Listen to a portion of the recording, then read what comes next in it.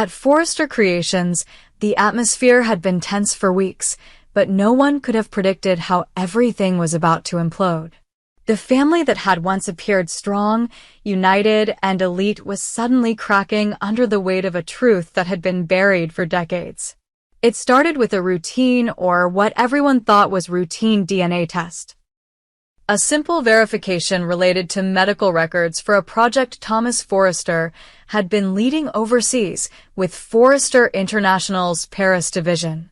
But when the results came back, they triggered a revelation so shocking, so destructive, that the very core of the Forrester family was about to be torn apart. Thomas Forrester, long believed to be Ridge Forrester's eldest son, was not genetically related to Ridge. In fact, he shared no DNA with Ridge at all. The test was verified. Triple-checked. The news was confirmed. But the identity of the real father wasn't just some unknown mistake or long-forgotten name. No, the truth was far more personal, far more explosive. The father was William Dollar Bill Spencer. Taylor Hayes had kept the secret buried for years. It happened during a brief split between her and Ridge. She had one night of weakness, a night she never spoke of, and now, decades later, the result of that night had just detonated the lives of everyone involved. Thomas took the news with rage and devastation. The man he had shaped his life after wasn't his father. The name he bore, the legacy he upheld, the company he had fought tooth and nail to protect, none of it belonged to him. He had spent years battling with Ridge, reconciling, then battling again, always trying to earn approval, respect, power. And now, all of that felt like a lie. But Thomas didn't retreat. He didn't collapse. He made a decision. He turned. Within days, Thomas severed all business ties with Forrester Creations. He resigned from the Paris division, withdrew his designs, and announced a stunning new alliance with Spencer Publications. In a fiery press release, Thomas declared that he would no longer be a pawn in the Forrester legacy. Instead, he would build a new fashion empire, funded by his biological father's vast media empire, to revolutionize the industry and compete directly with the Forresters. The new venture would be aggressive, modern, and unapologetically Spencer. Ridge was blindsided. The betrayal stung, but the deeper pain was rooted in confusion. He had raised Thomas, fought for him, protected him, even when the rest of the family turned against him. To lose him like this so publicly, so viciously, felt like a personal attack. But Ridge hadn't yet learned the full truth. That was about to come in the most horrifying way possible. A phone call came from Paris. Thomas had been in a car accident. A severe collision with another vehicle on a winding road outside the city. He was rushed to the hospital in critical condition, unconscious, bleeding heavily. The doctors had done everything they could to stabilize him, but he had lost too much blood. He needed a transfusion, and fast. Paris Buckingham, Thomas's current girlfriend, was the first to be notified. Frantic and helpless, she tried to find matching blood donors. When nothing worked, she made the call no one expected. She contacted Ridge. "He needs you," she said, her voice shaking. "They're running out of time." Ridge didn't hesitate. He was on a private jet with Taylor within hours, speeding toward Paris. The flight was silent. Taylor looked pale, her mind racing. Ridge kept asking questions: what had happened, what the doctors said, what blood type Thomas had, but Taylor offered clipped answers. Her silence was deafening. When they arrived at the hospital, Ridge was ushered into a secure ward. Doctors were prepping for an emergency transfusion. "We'll need your blood," one of them said. "You're the father, correct?" Ridge nodded without hesitation. But after tests were conducted, the lead doctor returned with a confused look. "I'm sorry," he said.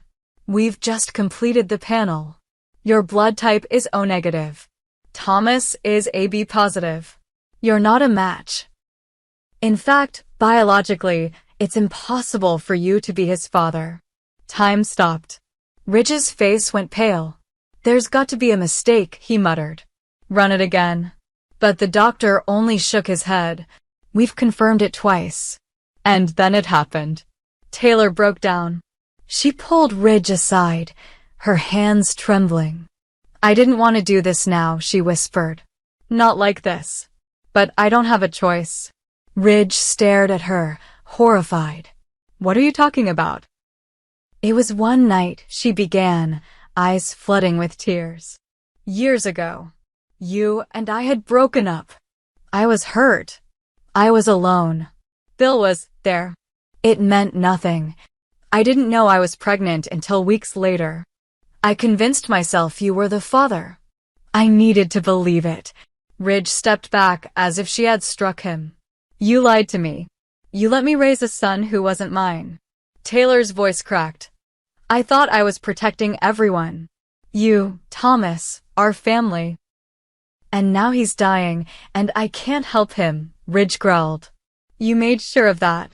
Outside the room, Paris was pleading with doctors. Is there anyone else on record? Another relative? Another possible match. The doctor paused. There is someone named Bill Spencer. Ridge closed his eyes. The last name he wanted to hear. The last man he would ever want to be involved in this moment. But there was no time for pride. Thomas needed blood. Thomas needed a father. Taylor looked at Ridge, her voice barely above a whisper. Will you call him? Ridge stood silent. Then, with a clenched jaw, he took out his phone. Bill Spencer arrived at the Paris hospital hours later, clearly confused and on edge. What the hell is going on? He demanded. Why did I get a message from Ridge Forrester telling me to come to Paris? The doctor explained the situation. Bill blinked. That's not possible.